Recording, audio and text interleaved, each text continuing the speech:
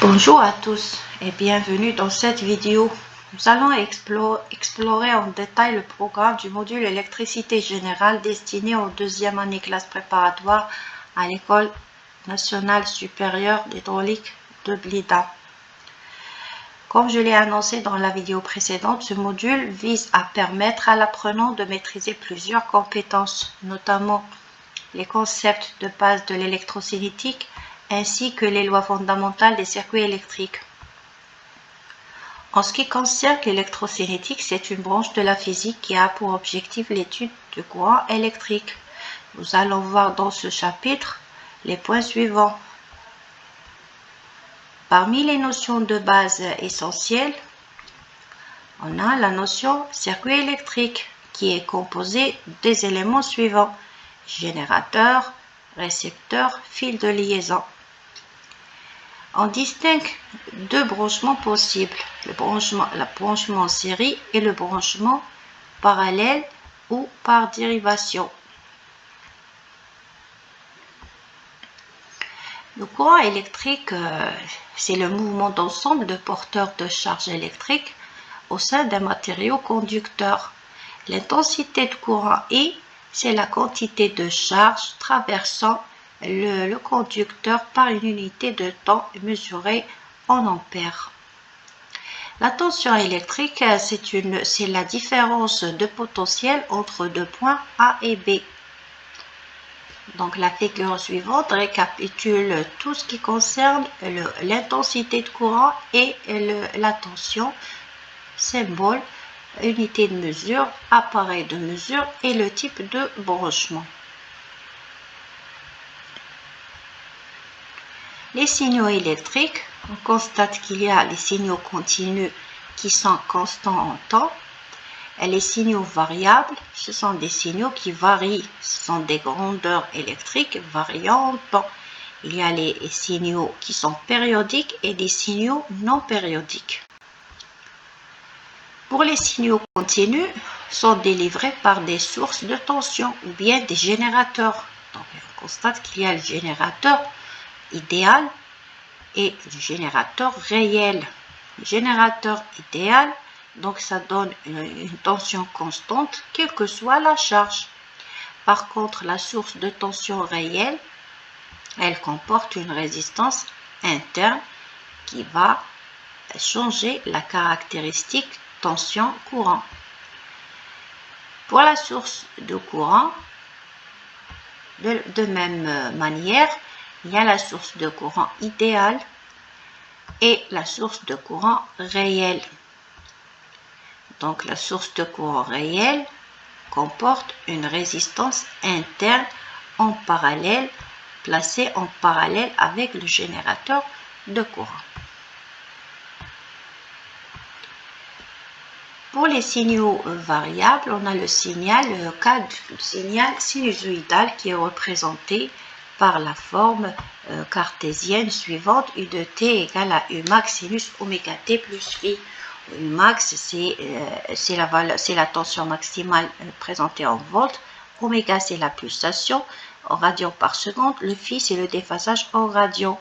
On a la formule, cette formule qui relie la pulsation avec la période du signal avec la fréquence. On a les deux formules suivantes, souvent utilisées en électronique. La représentation vectorielle ou bien le diagramme de Fresnel, c'est un outil graphique qui permet d'ajouter ou bien de soustraire plusieurs grandeurs électriques sinusoïdales de même fréquence. La représentation complexe, c'est un outil mathématique qui permet de représenter des grandeurs physiques sinusoïdales par des nombres complexes, et cette méthode-là permet de simplifier énormément les calculs. Passons maintenant au dipôle électrique. Il y a les générateurs et les récepteurs. Pour les générateurs, ce sont les sources de tension et les sources de courant déjà vues. Donc, on va les présenter ici avec leur symbole. Passons maintenant au récepteur. Le récepteur, il y a la résistance, condensateur, capacité, ou bien en dernier la bobine. Notion impédance. Donc l'impédance, c'est une grandeur physique qui caractérise l'opposition que présente un circuit électrique au passage du courant alternatif. Dans le cas d'une résistance, donc l'impédance, c'est la résistance elle-même. Dans le cas d'un condensateur, donc l'impédance est égale à 1 sur JC oméga. C, c'est la capacité du condensateur. Dans le cas de la bobine, l'impédance égale à J oméga L. L, c'est l'inductance. Oméga, bien sûr, c'est la pulsation. Dans le but de renforcer les notions du cours, des travaux dirigés sont assurés pour mettre en œuvre ces notions. Donc la durée de ce chapitre, c'est 3 semaines et on le termine par un contrôle continu individuel. Le deuxième chapitre, les lois fondamentales d'électricité, présente les lois essentielles pour comprendre et analyser les systèmes électriques. Donc, première loi vue dans ce cours-là, c'est la loi d'Ohm, donnée par la formule connue V égale à RI. La loi de Kirchhoff, donc la loi des nœuds, loi des mailles. Loi des nœuds, c'est la somme des courants entrants égale à la somme des courants sortants. Alors que la loi des mailles, c'est la somme des tensions dans un circuit est nulle.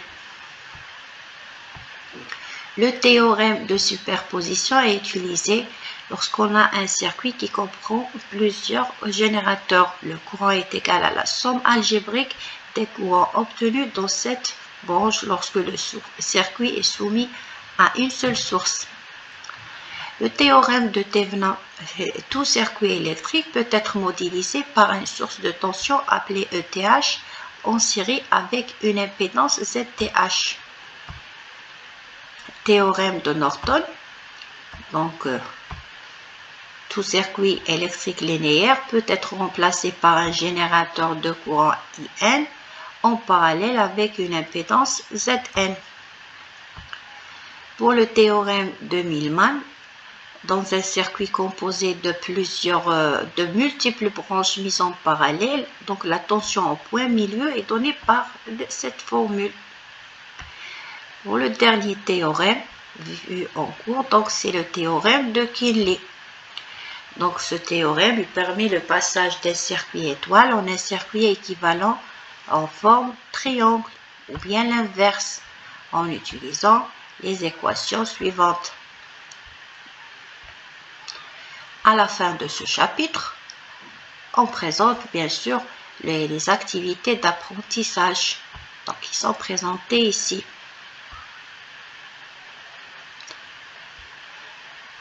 Voilà, nous avons arrivé à la fin de cette vidéo. Je vous remercie sincèrement d'avoir consacré du temps à sa visualisation.